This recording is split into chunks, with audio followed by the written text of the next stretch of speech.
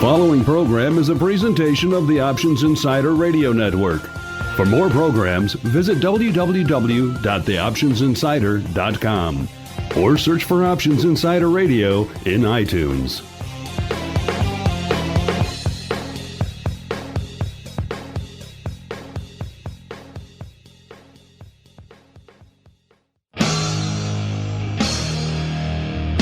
And now, it's time for the show that breaks down the options market. From unusual activity alerts to market updates and trading strategies. If it involves puts and calls, then our all-star panel will break it down. It's time to hit the Option Block. With your host, Mark Longo from theoptionsinsider.com and co-hosts Mike Tusaw from KnowYourOptionsInc.com and Mark Sebastian from OptionPit.com. The Option Block is brought to you by Options Express. Don't spend time worrying about your broker. At Options Express, security, stability, and account protection are the most important responsibilities to our customers. Secure account access, enhanced financial protection, entrusted with over $7 billion in customer assets, established financial stability. Options Express lets you trade with confidence. Stocks, options, and futures, all in one account. Trade with a specialist. Visit optionsexpress.com/OXradio to open your free account. Options Express is a member of FINRA, SIPC, and NFA. Welcome back to the Option Block, and I hope all of our listeners out there are having a fun and exciting trading week, and I hope you got in at LinkedIn at 45 and have just have ridden the roller coaster all the way up, then of course dumped it over at 122. My name is Mark Longo, and I am your host for this budding social network. This budding options social network. Our IPO is forthcoming. Stay tuned for that. And of course, I am from the old optionsinsider.com, and I am joined on the show as usual by our rogues gallery of characters, starting off with none other than Mr. Rob Kurzakowski, Big K as they call him, holding down the old Options Express seat. Rob, how are you doing this week? Well, I'm doing great. I mean, the LinkedIn IPO did give us a little bit of an excitement in an otherwise dull day. Thank God for Web 2.0 to save the day. And then we are also joined, speaking of Rogues Gallery, by none other than the Seabass himself, good old Mark Sebastian from OptionPit.com. Mr. Sebastian, how are you doing this fine Thursday afternoon? I'm a little bit sad because I just realized I'm not linked in with anybody on this podcast. Ah, shame, sir. Although, no, that's not true. I'm linked in with Kavanaugh, which is which makes me a second degree LinkedIn with both you and Tusaw. So, but I'm not a first connection with anybody here. You've been sending me all those requests, and I've been trying to dodge them for. I guess I can't dodge them anymore. You'd have thought I would have gotten it with MySpace, or excuse me. First, I tried to friend request you through Friendster. You said no. Then I said MySpace. Then you said no. Now I'm trying LinkedIn. Maybe when Facebook goes public, then I'll try you there too. When the Options Insider social network goes live, I will accept you then, sir. The OISN? Yes. Yeah. The OISN. OISN. I think we should go public before we even build it. We'll just do a pre-public offering. Yeah. Oh, yeah. Well, that's why you go public, so you can. Exactly. So you can figure out what your business model is from there. By the way, I liked that quote that I saw of you on thestreet.com. Yeah. That reporter really seemed to know what he was talking about. That guy knows his stuff. Who writes that thing? You know, I have to hold his hand a little bit, but every once in a while he comes out with the gem. All right. And listeners, don't worry. We will be joined by the man from the mountains momentarily. He is holding the hand of a client as we speak. So with that, we will roll right into the trading block. The trading block.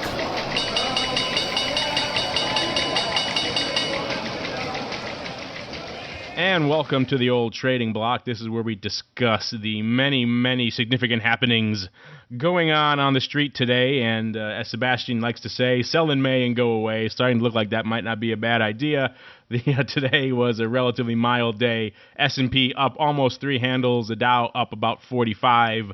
The NASDAQ up about 8. And the good old VIX cash down in the 15.5 range. Closed it down 0.68 points today to 15.55. And as we alluded to earlier, the big news has been none other than good old LNKD.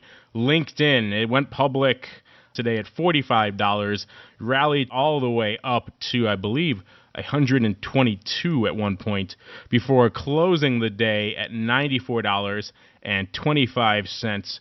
Mr. K, as someone who spent his day on the brokerage side, we heard anecdotally back when Netscape went public, and obviously everyone's making the analogy to the LinkedIn IPO and linking it back to the Netscape IPO that launched the dot-com boom. And we heard everyone, mailmen were cutting short their routes to call their brokers to put in orders for that IPO. Did you see a similar deluge of requests to get in on LinkedIn? It's funny is initially when LinkedIn was in the process of getting their filings together a few months back, we actually got quite a few calls about it, and it just went silent. And then this morning, it was just an explosion of people. When is LinkedIn going? What's the ticker symbol? And I was actually on the phone with the client, and like, well, you probably want to put in a little bit looser of a limit, because I didn't have the just maybe the pricing info yet, and I was on the phone with them when it started trading at $83, and your loose limit didn't get filled. It was just amazing that it went that quickly. Normally, when we have an IPO, we get a lot of exchange emails, and it just kind of blindsided us a bit. It's been in an otherwise dull day. LinkedIn certainly kept things very interesting for us. And of course, if you want to take the short side of that equation, that is indeed a difficult prospect at the moment. Extremely. Most firms won't allow margin on a stock for 30 days after the IPO. Of course, underwriters are barred for 30 days from lending out shares. So, given that the underwriters are the Wall Street giants and provide a lot of those shares out there to borrow, they're going to be in pretty tight supply. So unless your broker is willing to loan those shares out of Type 2 accounts, you're not going to be able to take the short side of it until options come out. Yeah, and the option side is another interesting part of the equation. Obviously, that's where we're primarily concerned here on this program, and usually there's a standard period after the underlying goes public where the options will be listed, but you're saying the explosion to the upside and the extreme range of LNKD has put the exchanges on the quiet period in that as well. Yeah, and we were trying to send a feeler out there and see, when it may be listed. Sometimes they'll give us an idea, an early hint as to when they're going to list, and they were very silent because, if I was an exchange official, I probably would have listed strikes between maybe 30 and 60, and they've already blown through those. And then they've blown well through that. So it's going to take a while maybe for prices to settle down to figure out what the bands are going to be on the options, what strikes are going to be listed, what increments are going to be listed. So I think that they're going to wait until this settles down a bit before they're going to list options. Obviously, with this much interest, they're going to probably want to list options sooner rather than later, especially being a difficult short. But we're going to have to wait and see when they decide to finally list options. This might be one of the first, if not the first, product to list with a weekly. It seems like it's pretty well suited to the weeklies, and they're adding those at a regular pace. And how nice would it be to have some nice par puts on this one right about now? Yeah, I mean, the volume is just tremendous. I looked at it 5 minutes into trading, and it traded some ridiculous number of shares already. we had, it was a day trader's dream. I mean, we had, people that have day trade accounts were in and out, all day long. Just because it's not very often that you see a stock that's trading around that price level move as much. Yeah, it looks like they did about 30 million shares today, so not exactly a slow day for LNKD. And quite the range, up to 122.5 at one point. Just a explosion of love for the first of the Web 2.0 darlings to go public. It's kind of like a Facebook Lite, I guess you can call it. Everyone's waiting for that one. Yeah, and it's so surprising that the company is valued as high as it is relative to its revenue stream. At $45, it was 4 times its revenue stream. So today it's over 8 times, or close to 9 times its revenue stream as far as its valuation. And it's going to be interesting because it is the social networking companies. I mean, you have Facebook is the dominant player, and if they came in, I mean, look at how popular MySpace was, and they just absolutely crushed MySpace. They're if they come out with some sort of professional site, I think that you may see people jump on board just because they like the user interface, and it's LinkedIn is something that people kind of have, whereas Facebook is something it's like a drug. People get addicted to it and just sit there all day long. When my wife first got a Facebook account, I don't think she slept for like a week. And Facebook certainly is a phenomenon, particularly among women, where that seems to be the big growth area for them. Is just it's kind of like the new version of journaling or diarying, I guess, in the online space. You get to share all your thoughts, but with your friends instead of just to a book to yourself. And of course, the old Web 2.0 phenomenon. The downside of these companies, they cruise high on high multiples, but the downside is that the audience is the definition of fickle. You could lose that audience in a minute. Or it would be interesting to see if Facebook did make a push into that professional realm. And they already have, the fan pages and have business pages. We have those for Options Insider, and those are somewhat of an approximation of that, but they don't have all the functionality that LinkedIn does. So maybe if you can incorporate that, then your once a month or once every 3-month visit to LinkedIn could instead be to Facebook Professional, and LinkedIn would just go down the tubes. Yeah, and I think that for a company like this, you're going to need obviously all these networking companies, they're all founded by people that are very innovative, but you need somebody that's very driven and innovative. And I think that the Tom guy that sold out of MySpace was just kind of you put it together and it just kind of exploded on him. Where Mark Zuckerberg is a very driven individual. I don't know if you've seen the social network. It's obviously a very dramatized version of it, but I mean, from all accounts, he's all Facebook all day long, and so you're gonna need somebody that's certainly a charismatic and an innovative leader, kind of like a Steve Jobs was to Apple, and somebody that just can continue to be innovative and think of new things. Where it's gonna be like the .coms. You're gonna see probably a few of these large companies stick around, and then kind of the rest of the pack just kind of fall off. Yeah, exactly. And before we go down the social media rabbit hole for quite a while, but we should also discuss some of the other things that are trading today. I know, Rob, you keep a strong eye on the commodities every day. So why don't you go ahead and give us our commodity rundown for the day? What's going on out in good old silver and gold and oil and all the other fun products out in the commodity sector? Well, we've seen just a lot of very choppy trading. Obviously, after the implosion of commodity prices, 2 weeks ago, things have gotten very quiet on the commodity front. I think that there's a few reasons for that. People have gotten priced out of some of these commodities with the exchanges raising requirements. So you're seeing very thin trading. The speculator that provided kind of that price buffer that kept the funds from really moving the price around. They've gone away, and at least in silver, you've seen Those a lot evil, of evil speculators that everyone was talking about. and so you've seen. I mean, it's really tough to say whether right now this is just consolidation before we get more downside, or whether this is just the shorts kind of feeling that maybe maybe they're finally the downside's finally over, and there's a little capitulation going on right with the shorts at this time.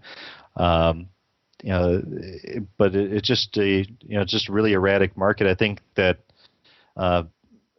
what kind of the commodity market was never really equipped for electronic trading and all these ETF and the PIMCO funds and the world to be playing this market. And now that you've seen a lot of people that are trading, commodity mutual funds or commodity ETFs have just kind of bailed on the market at the moment, just kind of taking a wait and see attitude. You're probably going to see this extremely choppy trading going on for until the market sorts itself out and we see a little bit of direction. Crude oil. It had a little bit of a run up yesterday. We had a smaller build than expected. But you're dealing with a very oversupplied market in crude oil, so they gave back most of yesterday's gains. And in the metals, we saw them just kind of grind a little bit lower today. Not a whole lot of new activity. I think that if you're looking at gold. It is probably still a very good long-term play. We're still seeing a lot of the factors that made gold so popular among traders. The Greece crisis now. Are they gonna stick it to the bondholders, or are they gonna try to work out some other plan? Is a privatization going to work out? If they decide to make the bondholders share the brunt of the burden and what does that mean for Italy, for Portugal, for Ireland? So those are some factors that are probably going to make gold pretty attractive, it's the economic conditions that right now have made traders kind of rethink things on the commodity front. A lot of these commodities were trading based on expectations, not necessarily on current market fundamentals. And with the disappointing economic numbers we've had recently, I think we're seeing a lot of iffiness out there at this point. So that's pretty much what we saw along the commodity front today. You heard it from Mr. K himself. Hit the bids on GLD and SLV and oil, and then just head for the hills because there's no upside in them anymore. That is the official word from Options Express. No. All right, before I get Rob in any further trouble, I will close out the old trading block, and we'll roll right into the odd block.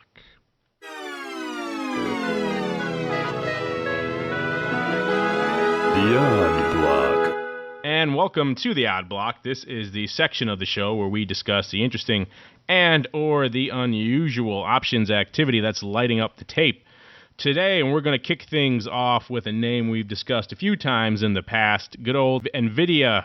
I keep wanting to say NVIDIA, but NVIDIA, NVDA is the ticker symbol. They went out today at $17.78, down 26 cents on the day. And this is the name that lately has been doing quite a bit of volume, about 62,000 contracts a day. They did 77,000 today. And what we saw was a lot of activity in September today in NVIDIA, with a lot of call options being traded, a lot of them bearish call options being sold, obviously. And so end of the day stats looking 1.6 to 1 call to put going up out there in NVIDIA.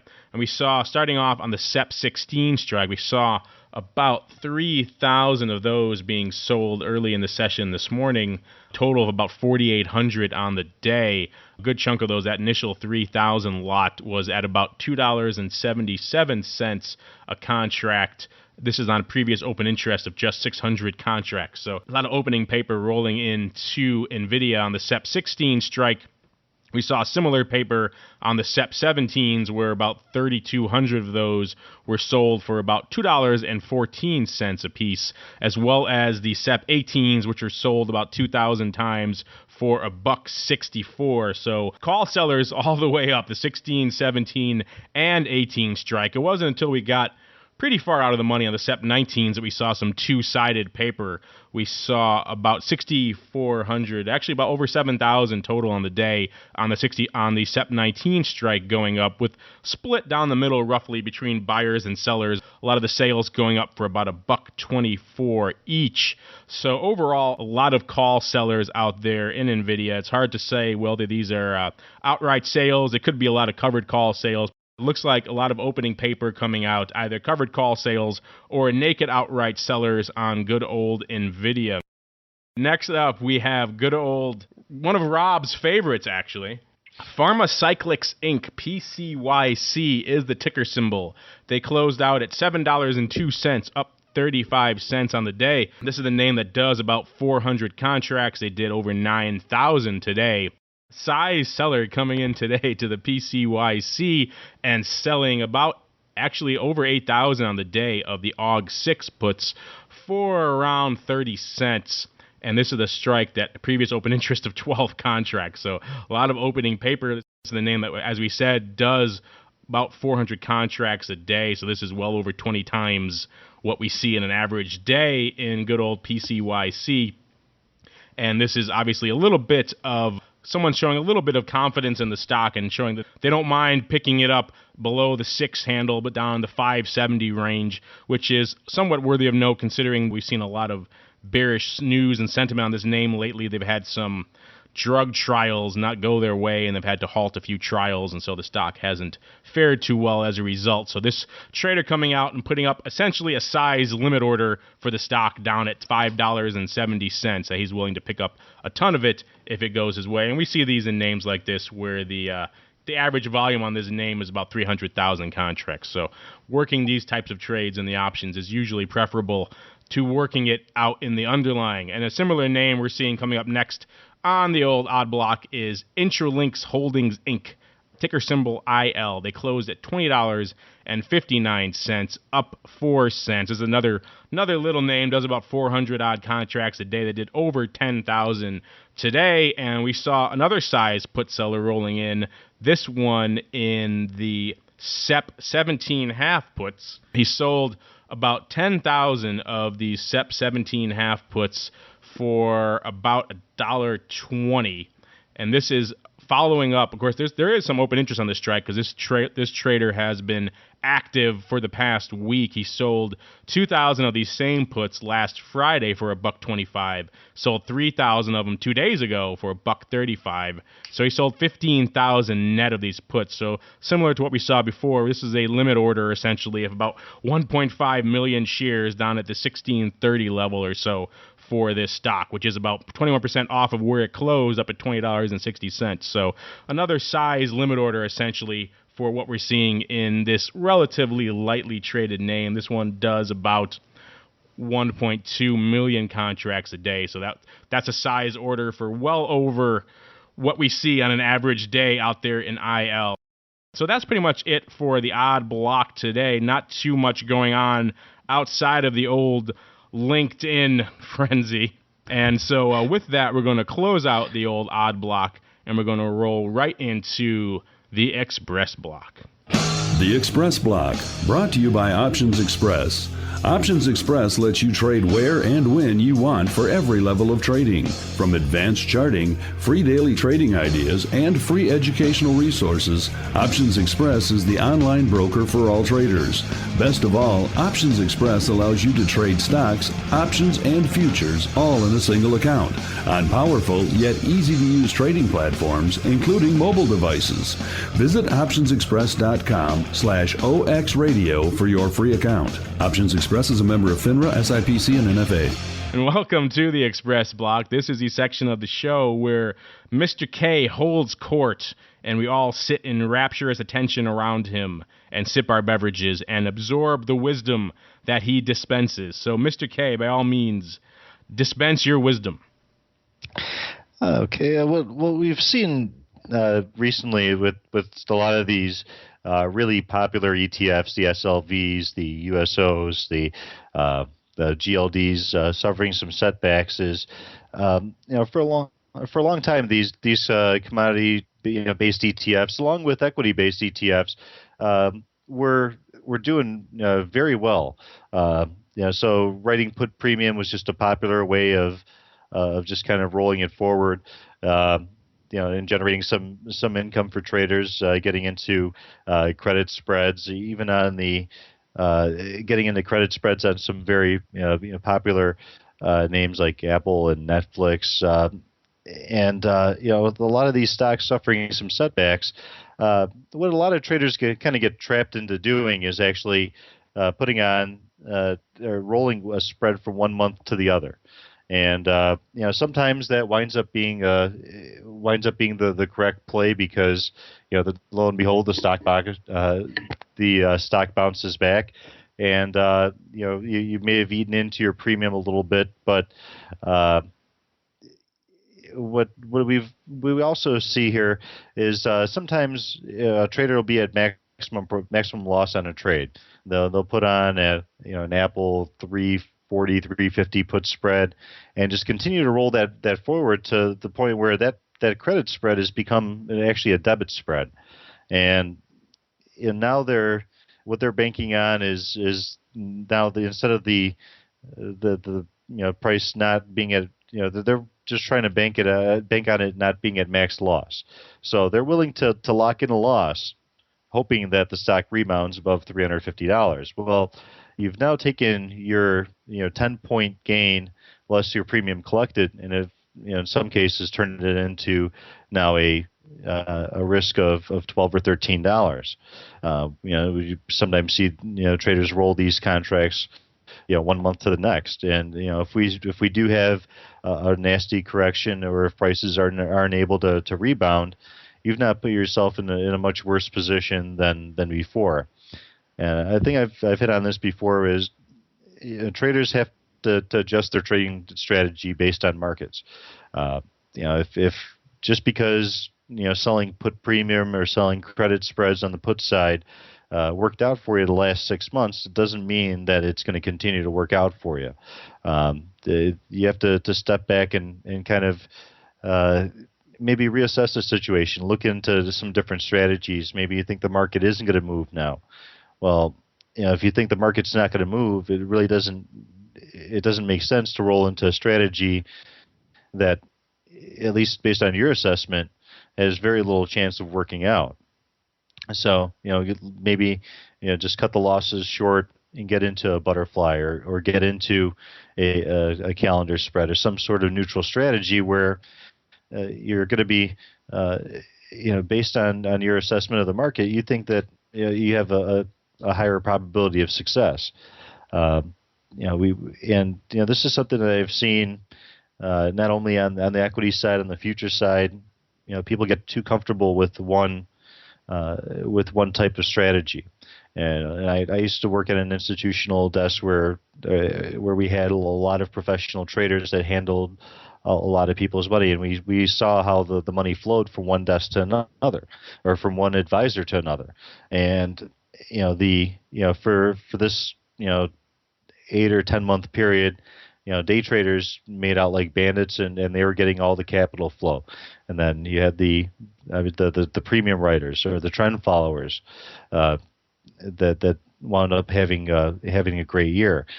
And in a nutshell, that's why a lot of those traders, or those people that had their money managed, were did very well, is they recognized, well, I'm not a professional trader. I don't know all the ins and outs of the market, but I do know that the market looks like it's finally starting to turn, and we've been trading sideways for the better part of a year. let's get into something that is a trend following type of system. And I think that's what we see is sometimes traders get too comfortable with the strategy, and we'll just get married to a position and kind of ride the ship down or go down with the ship. It's like how metrosexual was really popular, and now the '70s look is in, kind of like that. Yep, exactly. So the long bushy beard, the long hair and ponytails and mustaches is back. Oh yeah, no, it's pastels and bell bottoms. That's back actually. The mutton chops. But it's mutton chops. So it's basically like you don't want to be a metrosexual when the hippie look is in. You don't want to be a hippie when the '80s preppy look comes back. So it's all about that. And yes, I am back. Sorry about the little delay there, folks. When does the early '80s Magnum PI mustache craze come back? 'Cause I want to sport one of those just for fun. I have a goatee. I don't have the mustache. I know. I love your look, Mark. It says, you've got the look of the tough sidekick. I'm not sure what to make of that, but yes, I do have a goatee, which I grew and it's the best. To intimidate people back when I was on the floor of the SIBO, and it just kind of has hung around ever since because the ladies seem to like a little bit of goatee in their lives. As you may understand someday, Mr. Sebastian. I'll tell you, I may not be the biggest man on the planet, but growing a beard is not an issue for me. That is not a problem. Yeah. All right? I've got like an endless circle going around my body. All right, it goes from head down the neck, down the back, up the rest of it, and right back up to my stomach and through my chest to my neck and back to my face. You may have to have a facial hair off for the live show. Circle of hair. We have a beard. Let's have a beard off for the live show. Oh, I like that. You want to? Yeah, well, that's a good idea. I love it. I'm not sure if my wife will find it too amusing, but it'll be fun. You guys shave. I want in on this. You guys, let's start from zero. We'll have a beard off starting tomorrow. You guys in? I'll do it. A beard off. I'm in. I'm intrigued. We'll all come in looking like Captain Lou Albano. Oh, I like it. No, not a goatee off, a beard. Captain Lou Albano when he was in WWE or when he was playing Mario on that after school show. I'd like to forget that. I'd like to forget that Captain Lou. In case listeners are wondering, that is indeed the melodious voice of none other than the man from the mountains himself. So busy with his clients, so devoted is he to his clients that he even forgoes the option block to handle their questions and to indeed take the occasional bathroom break. Uncle Mike, welcome to the program, sir. Thank you. Great to be here. What's the BBI today? What does BBI stand for? Blackberry Inn? Your bathroom break index. Oh, the bathroom break index. Gotcha. I kind of put that one out of my mouth. Out of my mind. I hope so. Is it a high BBI day, a low BBI? No, I'd say about average today. So silver's back. I'm not a licensed silver spot broker anymore. I don't feel like that anymore. It's back to normal collar type trading. It's feeling normal again, which is good.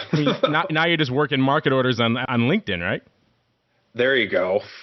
All right, and with that, we're going to close out the old Express block and roll right into the listener question block. Listener mail. Listeners write in. Mail's in. Mailbox.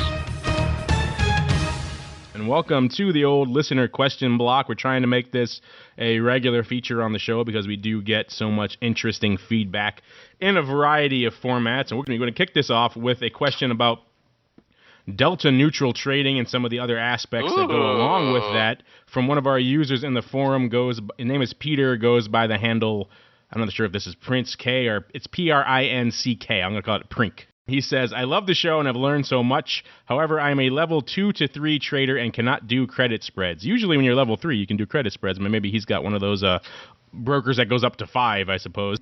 Mm-hmm. A few shows ago, you mentioned briefly how delta decay wipes away gains in the debit straddle, and I certainly wanted to learn more about that. I got started by reading George Fontanella's book, and there's a large section on delta neutral trading that I've used as my guide, but I'm not entirely certain I know what that means now. And he says, in parentheses, now I thought that the option spread tended to move more closely with the underlying price. That certainly hasn't always been the case. I wonder if one of the strategy blocks might address straddles and strangles for traders who are not yet allowed to take on more risk. How do we use those tactics to an advantage? How can we look for trades and when to exit? Optionetics has been, I believe he writes, that's what he says. It's hard to make out what he wrote here. Optionetics has been quite a help for me, but there is a lot more to learn. Thanks, Peter. Optionetics. Yeah, well, I mean, leaving that aside, the Optionetics comment. Well, I know. I'm excited for, once Schwab takes over, I think I'm going to be able to basically say whatever I feel like about Optionetics, right? I think we'll see, but I would imagine that Schwab has probably the similar feelings that we do for the way Optionetics has conducted I just love their commercial sales. where they show up. Remember Mark MRH from the floor? No. Dark, tall guy, dark hair, always outside smoking. That's why I didn't see him. I wasn't outside smoking all day. I wasn't outside smoking either, but I knew who he was because he was always outside smoking. Great guy. One of my favorites, actually. It was great because him and a couple other guys were actually, they must have gotten stock footage of them trading, and they were in the commercial. I always laughed that they had stock footage of the SIBO. Oh, so they were using their image to sell straddles, huh? Mm-hmm. Go long straddles. Well, we'll start off with the first part of his question, which is essentially what is delta neutral, and that seems by his question he's got a little of a different perception of what that is. It's not when the option spread tends to move more closely. When you're talking delta neutral, you're actually negating or attempting to negate as much as possible the directional exposure of your trade, hence the term delta neutral. You're going for a delta or a directional risk of zero, and that will allow you, hopefully, as the intent is anyway, to capture more of a pure volatility play on a trade. A lot of professionals, market makers, for example, will trade delta neutral because they're looking to capture volatility as opposed to spec on the movement of the underlying and the direction of the underlying. So when you're talking delta neutral, you're looking at a more of a, like the name implies, a directional neutral trade to really try to capture pure volatility. And we've talked on some of our other shows about whether or not that's the most efficient way to capture pure volatility. But nevertheless, that is the goal of delta neutral, and that's what you're doing when you're delta neutral. You're trying to really trade and capture pure volatility as opposed to the spread. He says here, moving more closely with the underlying price. If you're doing delta neutral, then you're not moving with the underlying price. You're moving with pure volatility instead. Well, you are. The problem is that you are. Well, of course. I mean, it's not exactly. It's not a pure There's no such hedge. thing as delta neutral, I don't Yeah. There is for about a second. Yeah. Yes. Your deltas always flip, and they always work against you. So if you're net, if you're net neutral, market moves up, you become net short. So it's a strategy. If you're going to be truly delta neutral, at least try to be close to it. It takes a lot of tweaking. Yeah, it's a lot of upkeep, a lot of commissions, a lot of time. So that may not be necessarily the ideal strategy for some smaller retail traders to do, just because it is commission and labor intensive to execute. And then the second part of his question, he says, I wonder if you guys could address straddles and strangles for traders who are not yet allowed to take on more risk. So essentially, he's level 3. He can't do credit spreads. So essentially, if he can't do credit spreads, he's asking how he can use long straddles and strangles to his advantage. Can he do debit spreads? Yeah, level 3 you can do a debit spread. You can do debit spread usually. Rob would know. You can do debit spread on level 3, right, Rob? Yes, you can do... You can do a debit spread, but you can't do a credit spread. Am I the only one that sees an error in the logic here? Yeah, it's FINRA. It's not options. It's the. Right. The funny thing is, all right, what somebody needs to explain to him is that even though he can't do credit spreads, he can do credit spreads. That's just it. So what he needs to learn is something we like to call synthetics. And that states that the call minus the put equals the stock minus the strike plus interest minus dividends. For instance, I want to sell a put spread. All right, I want to sell Rob, pick a stock that you hate, or pick a stock that you like. Give me a stock you like. OXPS. Yeah. OXPS. I mean, all right. Sorry. So you like OXPS. Options Express. You know what? I would like OXPS too. I'll like it a lot more if they could get a better bid out of Charles Schwab. So you're saying to yourself, I really like Options Express. It's a great company. I am going to sell a credit spread because I think it's going up. I'm going to sell the September 17.5 20 credit spread. All right, and that spread went out for $1.60 today. Now, if you are since you're level 3 and you can't sell a credit spread, do you know what you can do? Is you can buy the exact same debit spread and create a synthetic position. He mentions credit spreads, but I think he really wants to know, he says, about straddles and strangles. He wants to trade those, and apparently he can't. Obviously, he can't do those on a short basis. So apparently his question really, because obviously he can do the synthetics to do you do a long debit spread to do a short credit spread. Yeah, he probably doesn't know that. So the point is that if you sell that debit spread, if you sell that credit spread at $1.60, all you have to do is buy the 17.5 20 call spread for 90 cents. And you are doing almost the exact same spread. And that's a debit spread. Now, when it comes to straddles and strangles and selling and buying, the other option is to be able to do things like condors and butterflies, but it doesn't sound like you can do those either. Okay? You can do a butterfly with a 3. You can't do a condor. So, yeah, well, he should look into butterflies. Yeah, and exactly.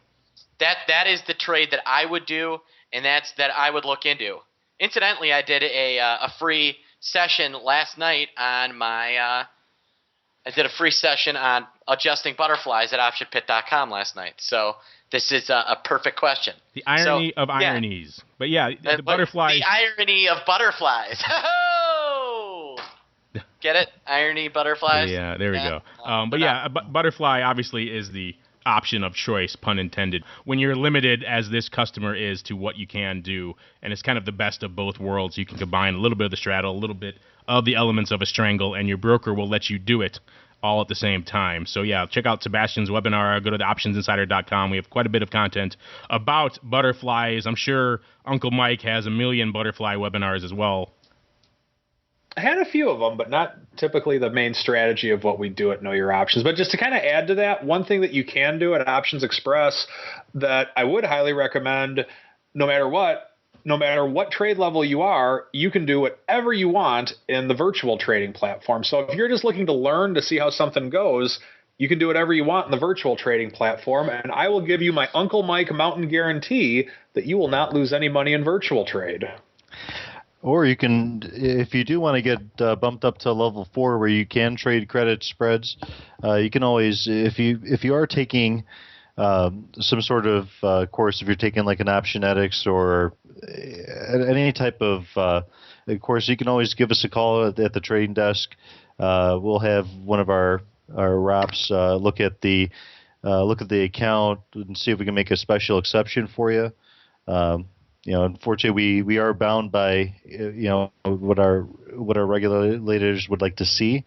However, we can make exceptions as long as we document those exceptions. So, if you are an Optionetics student or if you've taken any other courses, an OIC course or something like that, just give us a call.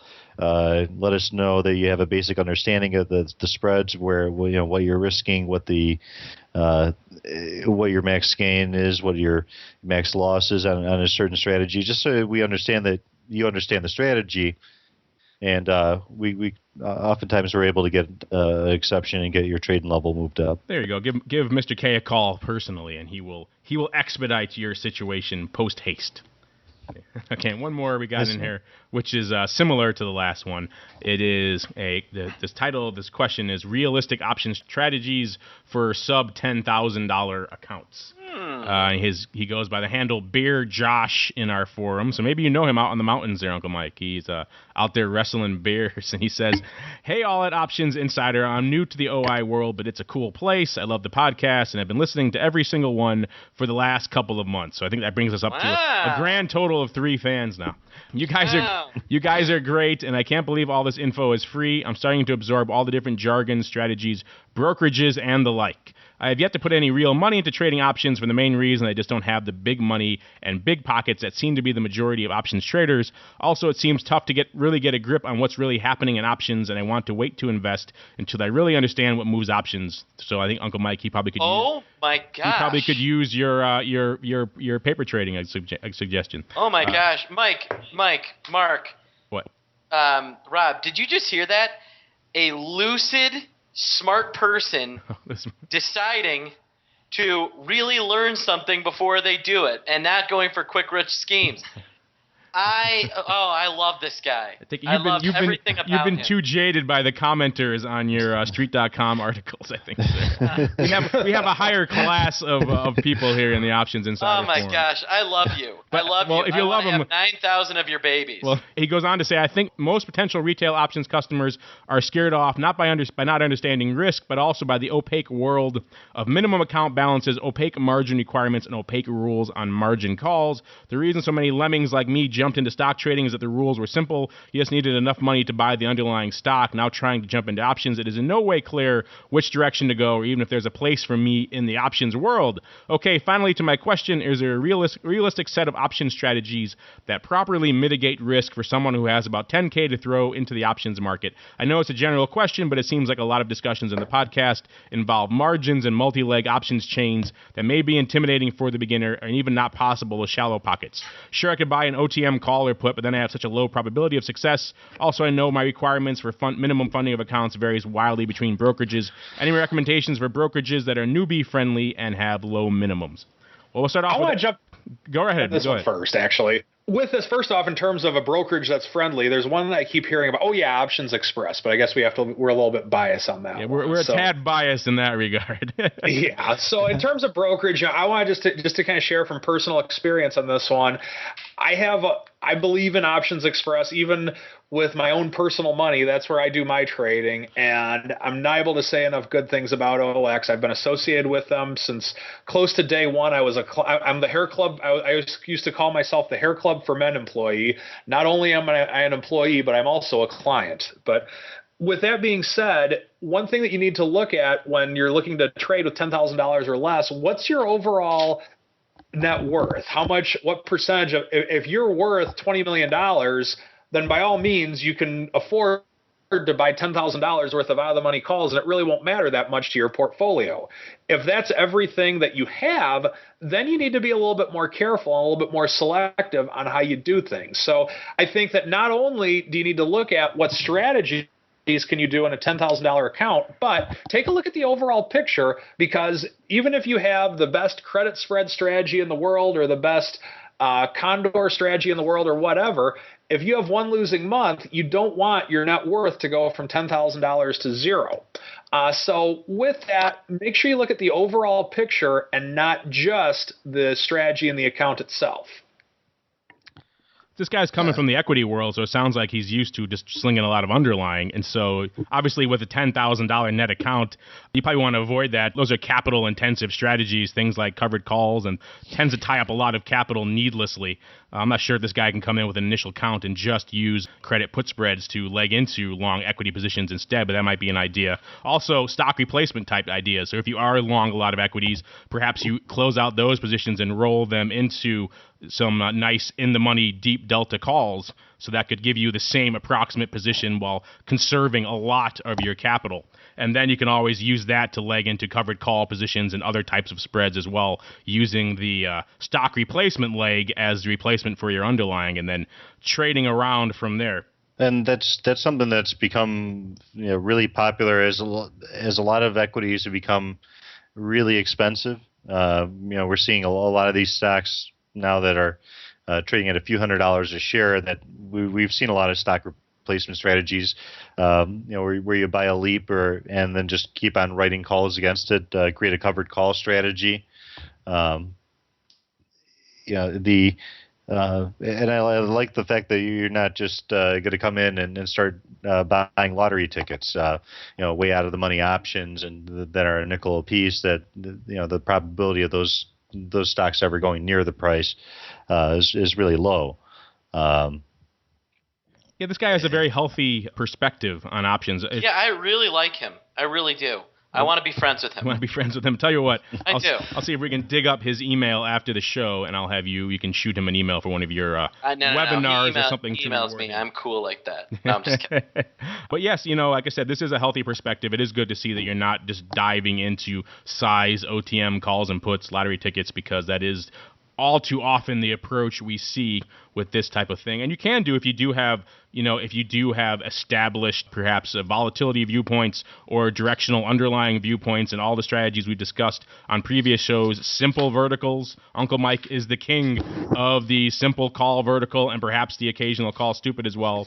And these are all strategies you can do very easily, not very margin intensive. Put verticals. If you want to get a little more sophisticated, get into a little more volatility speculating, you can do obviously some time spreads and some time trading. That would require probably a little bit more sophistication than the typical bull call vertical and vice versa. But these are all things you could do relatively easily with not too much in the way. 10,000 is more than enough to put on a few call verticals or some put verticals, or even, as we discussed before, the ever popular Iron Condor or the Iron Butterfly.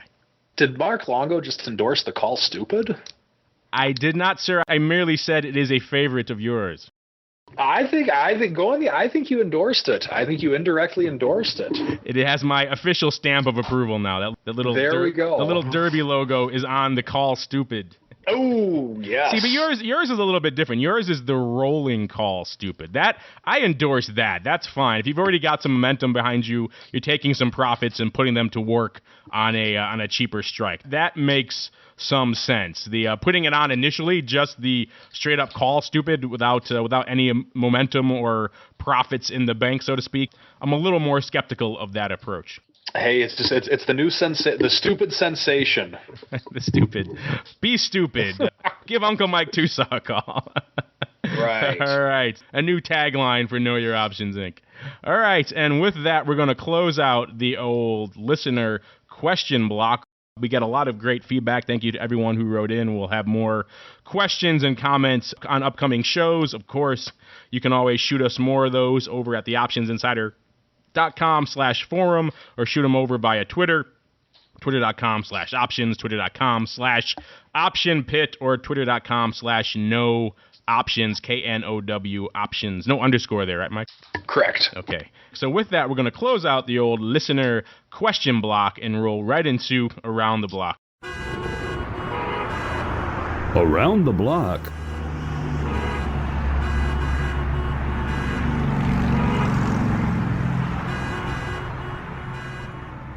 And welcome to Around the Block. This is where we discuss what's coming up and what's on our horizon for the next few sessions. And of course, on the old economic calendar, not too much to speak of except for a host of the old number revisions, which we all love to see so much here. In terms of earnings as well, it's kind of a slow week coming into earnings. Of course, we have the holiday weekend. So as Mark Sebastian would say, hit all the bids now and then go away to the French Riviera for a few months. That's your advice, correct, sir? Yes, indiscriminately sell ahead of Memorial Day. The key is indiscriminately. That is the key. Yes, hit all available bids. If it has a bid, hit it. All right. If it doesn't, make one so you can hit it. There you go. Here you go. I was talking to someone at the conference. I forgot who it was, and nor should I mention them, who was extolling to me the virtues of working one lots against your size orders to set up the market and then hit them. Did I ever tell you as if that wasn't the oldest strategy in the book that's been done for years? Yeah, this guy used to do this. Was terrible. He would call up to the floor, and he would call like the NDX pit, and he would ask for a market, okay? And then what he would do is he would put in depending on what he wanted to do, all right, he would say something like, what's the market? And they would say, this at this. And he would say, I'm this bid. So if it was 23.24, he'd say, I'm 23.20 bid. All right. And then other guys would go, I'm 23.20 bid too. Then he would call another, then he would leave the bid there for a little bit, call up his broker, cancel the bid, then send in an order to sell at 23.20 and hit all the unknowing market makers. This had to be a while ago because people caught on to that pretty quick. It was pretty funny to watch it happen, though. Well, it used to happen all the time. Well, what happened was, here is what caused him to stop. Is he did that, and everybody said sold. And they filled his entire order, and he got eaten. He got just destroyed. So it was that is a risk you take when you're trying to mess with the markets. My favorites were the guys who would put one lots in the deep calls in the book, and then let them sit there, and then try to hit you with 100 of 100 delta calls on raise off their one lot. Yeah, well, or the 2-2-2 guy, they would put one lots in and then and then quote a call spread or a put spread. It was such BS. Yeah. There's a lot of, and listeners, those are just some of the many fun games and ways people used to exploit. Market makers are so evil. No. Exactly. You're half the time you're the victim in that stuff. 90% of the time. You got a giant target in your back just standing down there while people are placing one lot strategically around you.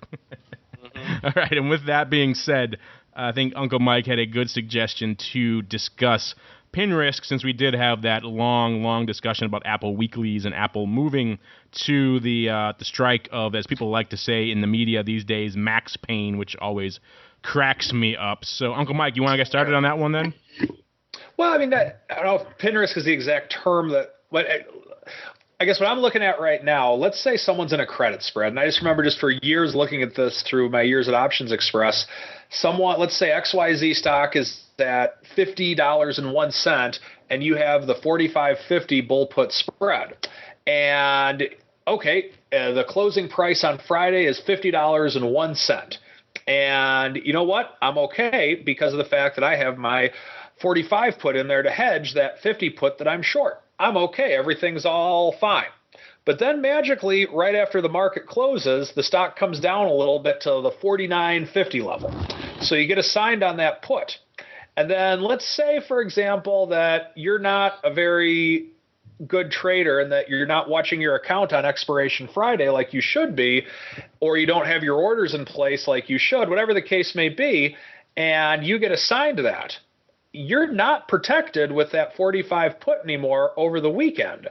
So what's going to happen is you're going to take on the risk of that stock over the weekend, and then come Monday morning, pre-market, if all of a sudden people find out that company's cooking the books or that they're going bankrupt or whatever, and that stock's down at $20, you now just bought the stock at $50 and you own it when it's at $20, even though you thought you had that put option in place on that credit spread. So the moral of the story is, if you believe that's a risk going into the weekend and you're not willing to take on that risk, get out of the trade tomorrow, folks. Pay the nickel, get out of it.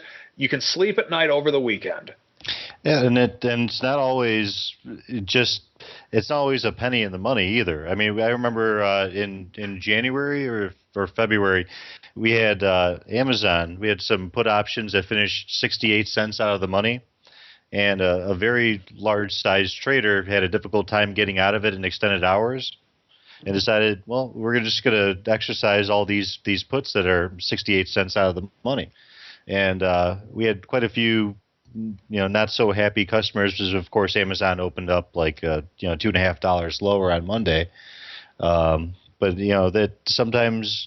On a high volatility stock, paying a nickel is really cheap to make sure you don't have that exposure over the weekend. Yeah, we said that before, but it's worth reiterating again. Close them out.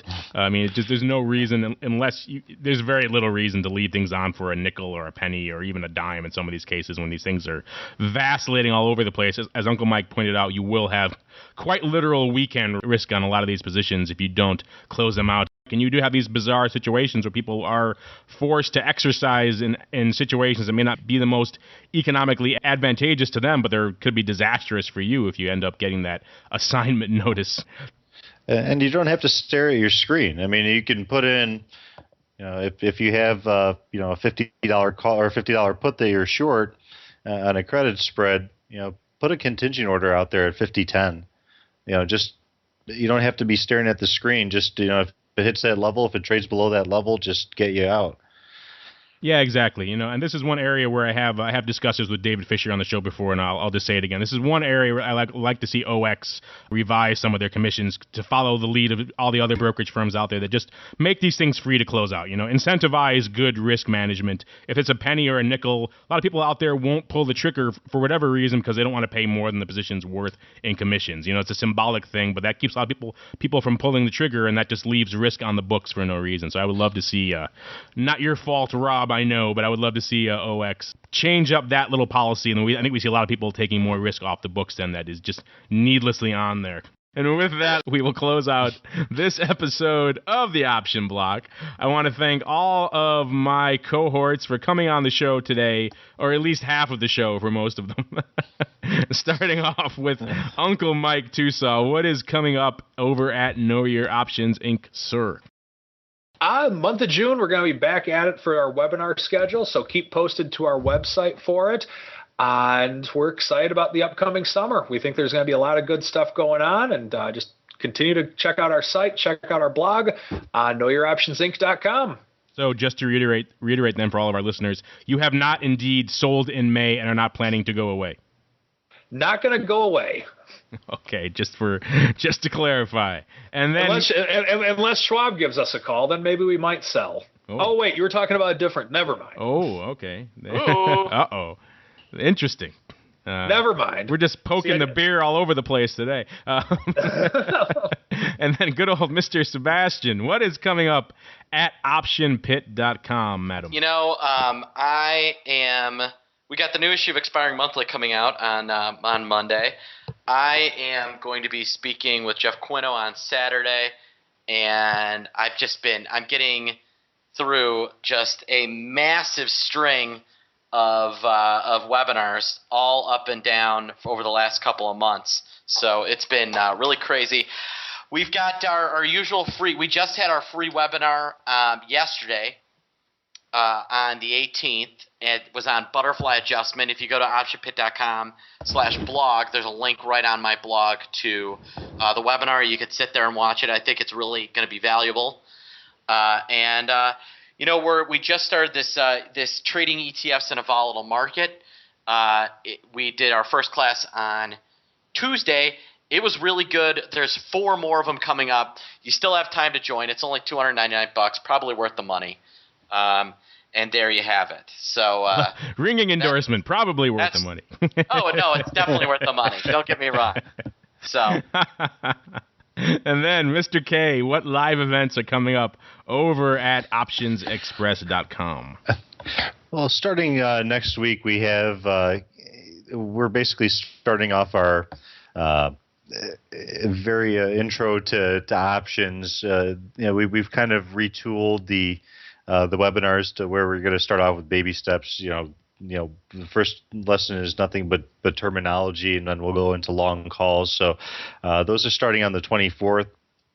As far as our live events, we have our Columbus, Ohio workshop. So if you're in the Columbus, Ohio area, stop on by. That's on the 21st. So that's coming up this weekend from 8 a.m. to 4 p.m. That's an all day event. And again, those are, and again, with the next month or next week, we have or actually 2 weeks, we have the monthly futures outlook with Jim Wyckoff. Of course, he's got some great insights into commodities, and we're going to start some more commodity webinars next month. It all comes back to commodities, its strategies, and limited risk tactics. And Mike Zaremski and myself will also be hosting our second Espresso webinar in mid-month. Yeah, how did that first one go? First one went well. It was the first time I did a webinar with somebody else. It was the first time it was just, or when I've done them before it, when we were previously with Express Trade before we were acquired by Options Express, I went solo, but it flowed really well for having 2 presenters. All right, and listeners also can find all of that content we did from the good old Options Industry Conference down in Savannah. The bulk of the panels are already up over at the optionsinsider.com/radio, or if you are subscribers to our network feed, then you will be getting them in your network feed as well. So all of that panel content is coming your way, and we also have a slew of interesting conversations that we had with a variety of industry luminaries. Those will also be coming your way in the coming weeks. So a lot to look forward to. So if you weren't able to make it down to Savannah, or you didn't feel like paying all the $1,000+ for a ticket to the show, no need. We have you covered over at the optionsinsider.com. And also stay tuned for our live event July 21st. Clear your calendars. Mark it down right now, ladies and gentlemen. If you are going to be anywhere near the Chicago area, it is worth it, if for no other reason than to meet Mr. Kurzakowski in the flesh. All right, and that's going to do it for this. No snappy comeback, sir. Okay. And then, all right, and that's going to do it for this episode of The Option Block. I want to thank all of our listeners out there for downloading and streaming and subscribing to the show and making it such a success. And we'll see you all next week right here on The Option Block. Become a part of The Option Block. Just visit www.theoptionsinsider.com/forum to post a question for the hosts. You can also submit questions to twitter.com/optionblock or leave a voicemail at 312-544-9356. Make it interesting and your question just might make it on the air. The Options Block is property of the Options Insider Incorporated. All rights reserved.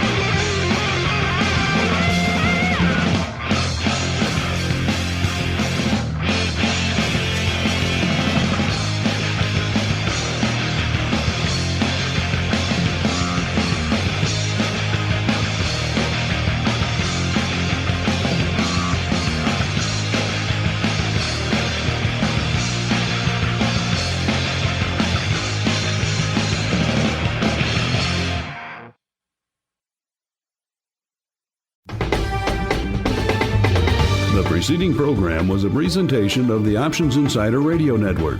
For more programs, visit www.theoptionsinsider.com/radio or search for Options Insider Radio in iTunes.